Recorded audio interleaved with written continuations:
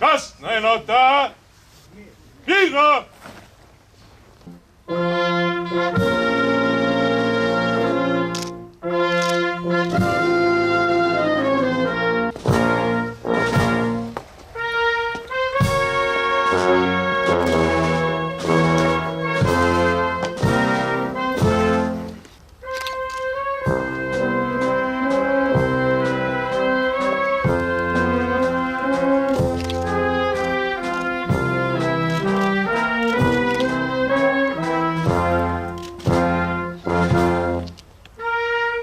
Očetje, bratje, ki so za boljše življenje svojih bližnjih in celotnega naroda darovali svoje življenje.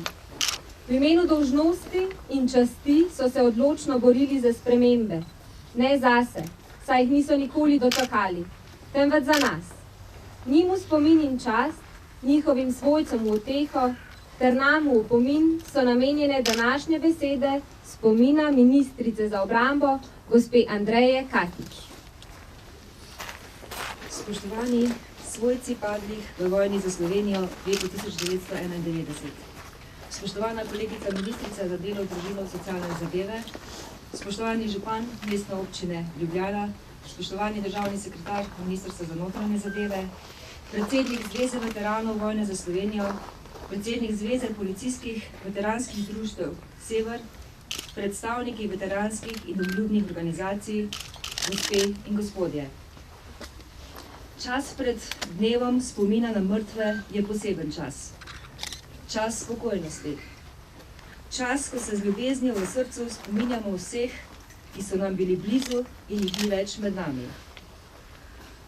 Danes, v tem času in na tem mestu, pred pomnikom padlim 1991, nas močno prevzema zavedanje, da so vaši sinovi, možje in očetje za našo državo žrtvovali največ, kar lahko domoljub žrtvuje za domovino, svoje življenje. Za domovino, za katero je pokojna slovenska pesnica Mila Kačič zapisala, da je ena sama, kakor mati. Vojna za samostojno Slovenijo je bila obrambna vojna. V njej je bila obranjena plebiscitarna odločitev Slovenk in Slovencev. Obranjena je bila naša odločitev za življenje v samostojni in suvereni domovini.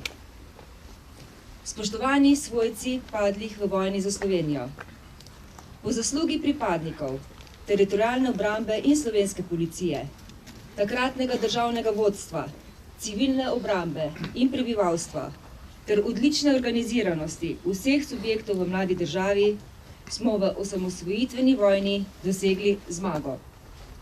Omogočeno je bilo uresničenje našega zgodovinskega cilja. Lahko smo se veselili življenja na novi samostojni poti. S strpnostjo in hvaležnostjo v srcu pa se zavedamo, da je bilo prav to obdobje tudi za vas obdobje najtežje osebne preizkušnje. Tudi danes je naša domovina na preizkušnji. Tako kot smo leta 1991 zanjo enotno strnili vrste, tako se moramo tudi danes trezno in odgovorno soočiti z izzivom, ki ga predstavlja val migrantov in beguncev preko naše države. Zagotovo moramo pri tem ohraniti čut do njihovega človeškega dostojanstva in stiske, ki jih je prignala na to težavno pot preko celine. Vendar pa moramo tudi zaradi odnosa do naše težko preborjene državnosti storiti vse, da jo ohranimo za nas in naše zanamce.